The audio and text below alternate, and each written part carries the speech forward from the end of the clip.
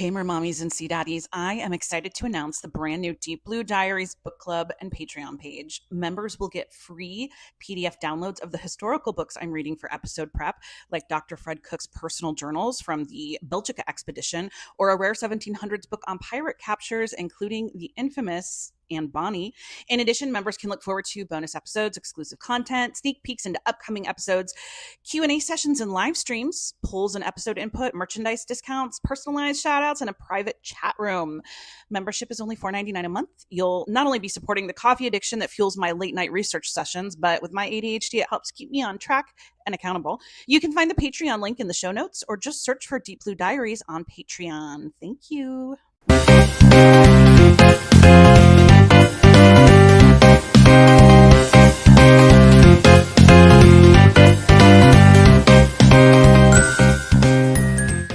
Hello, everyone, all the ones. Welcome back to the Boooo Diaries, and welcome to my special mini-series for Halloween, where all month long I'm diving into the eerie world of ghost ships, those mysterious vessels that seem to sail on forever with no one at the helm. I've got some of the creepiest, most mysterious ghost ship stories lined up for you, and we're kicking things off with one of the most famous, the Mary Celeste. Now, before I begin, I feel like I should give you guys a disclaimer. I don't believe in ghosts. I don't believe in paranormal activity. I believe that there is a reasonable, logical explanation for pretty much everything. That being said, I do know that it's fun to dive into these things. Some are true. Some of the stories I'm going to bring you are true. Some are legends. They're all fun. So this is all in good fun. But for those who feel compelled to want to tell me their ghost stories, I'm going to look at you like you're batshit crazy. All right, let's get on with it. A ship found drifting, completely intact, but with not a soul on board. No distress calls, no signs of a struggle, just an empty vessel in the middle of nowhere. It's kind of mystery that keeps people awake at night, and honestly, it's the perfect way to start our Halloween journey. So we're going to unravel the strange story of the Mary Celeste.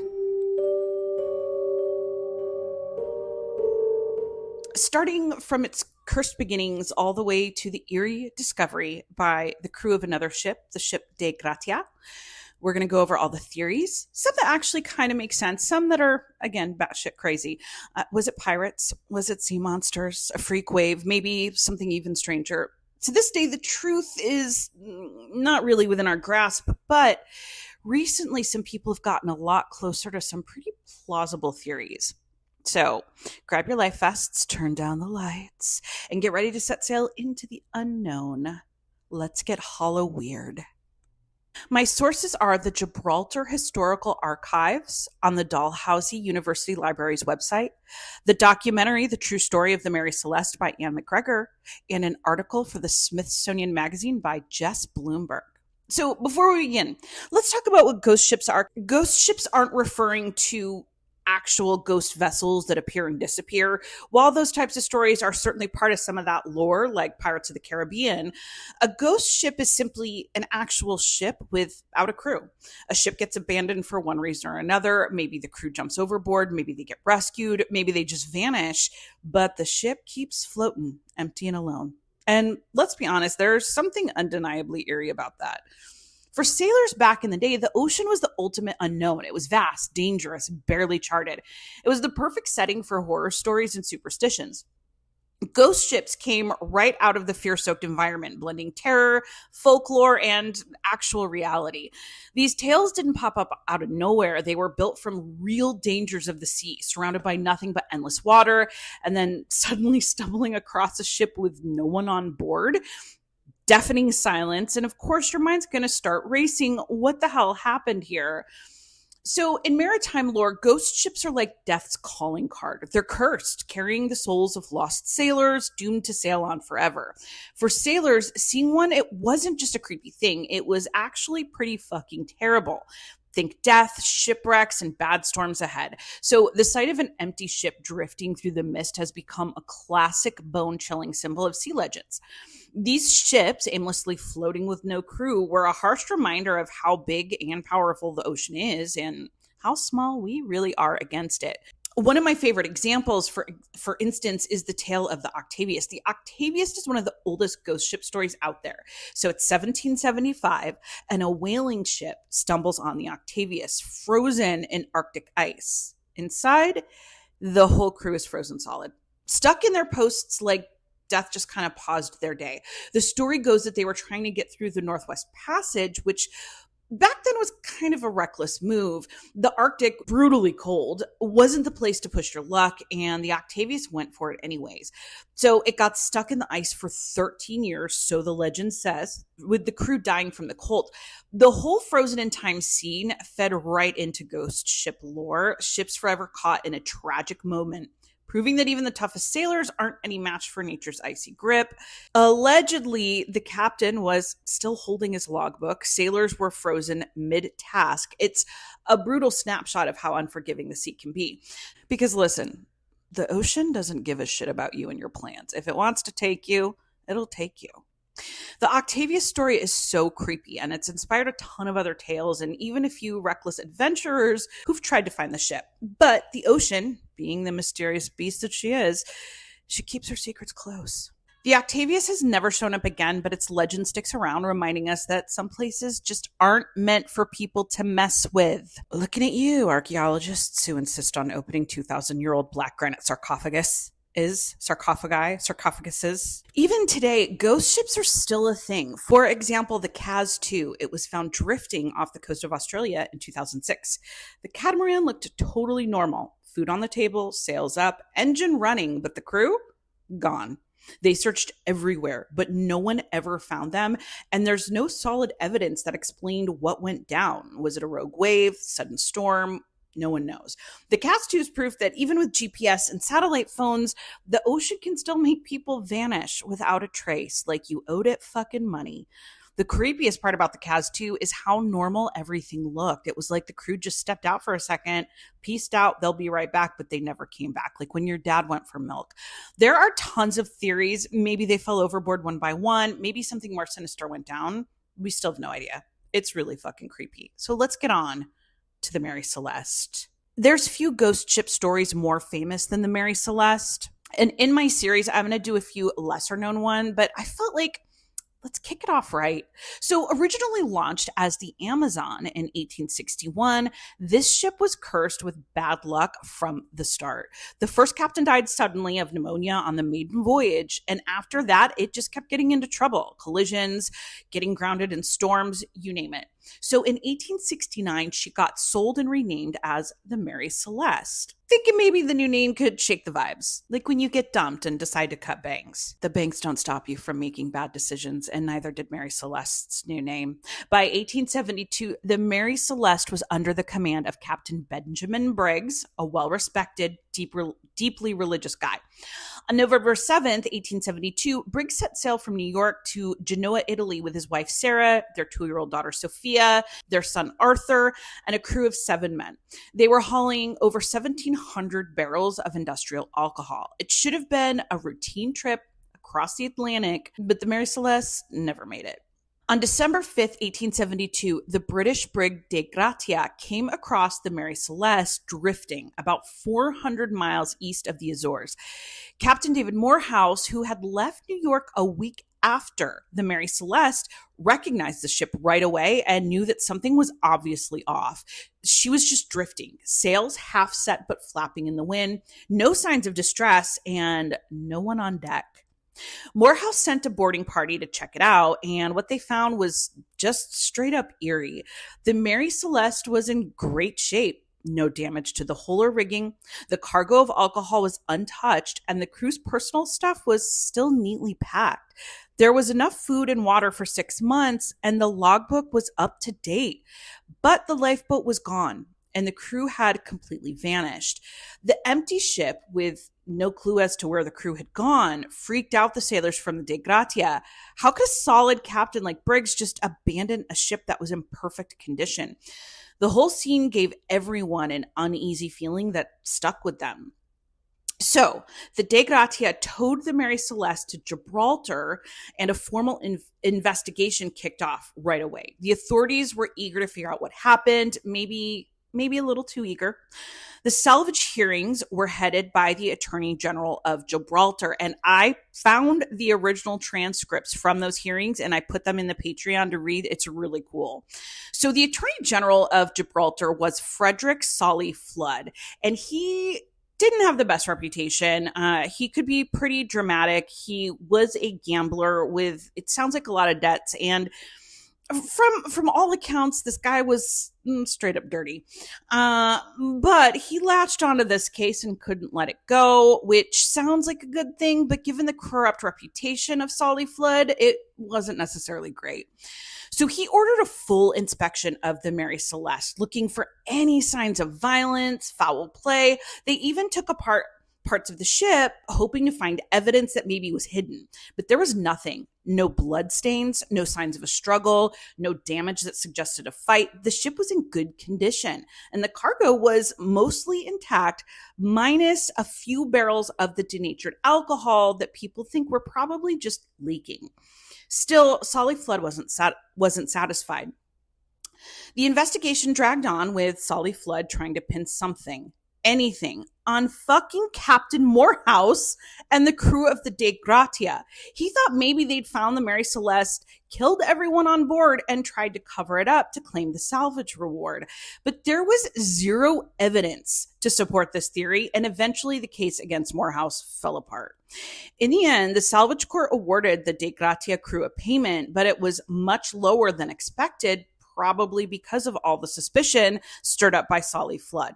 The whole investigation was a mess. They never found a solid answer, and the mystery of what happened to the Mary Celeste remained just that, a mystery. The ship was eventually handed over to new owners, and it went on to sail for a few more years, but its haunted reputation stuck around. So as you can imagine, over the years, a bunch of theories have been floated about the Mary Celeste that have popped up, okay? They range from possible to absolutely fucking weird. So one theory suggests sea quakes, basically underwater earthquakes, might have had something to do with it. They can cause some pretty crazy turbulence underwater. And it's possible the Mary Celeste got rocked so hard that the crew thought the ship was going down. In a panic, they could have jumped into the lifeboat, figuring they'd get back on board once things calmed down. But if the lifeboat got separated, they might have ended up stranded at sea. Another theory is about rogue waves, so huge freak waves that came out of nowhere.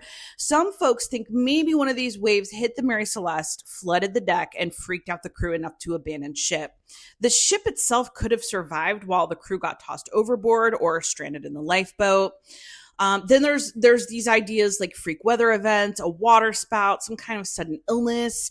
None of these theories really answer all of the questions, though. The truth is, nobody really knows. And that's what makes the story of the Mary Celeste so haunting. There are also those who think the crew might have been hit by food or water contamination. Ergot poisoning caused by moldy grain can make people hallucinate and get paranoid. So some say maybe the crew freaked out and jumped ship because they were delusional, or maybe the water supply got contaminated and they got so sick that they abandoned the ship looking for help. In recent years, people have talked about methane hydrates as another possible explanation. So these deposits are found on the seabed, and they can sometimes release big bubbles of gas.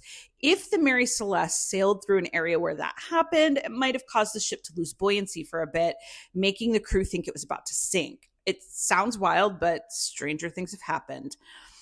But one woman recently set out to really investigate the issue and look at the facts beyond the folklore. So in 2002, documentary filmmaker Anne McGregor decided she was ready to rip apart the myths.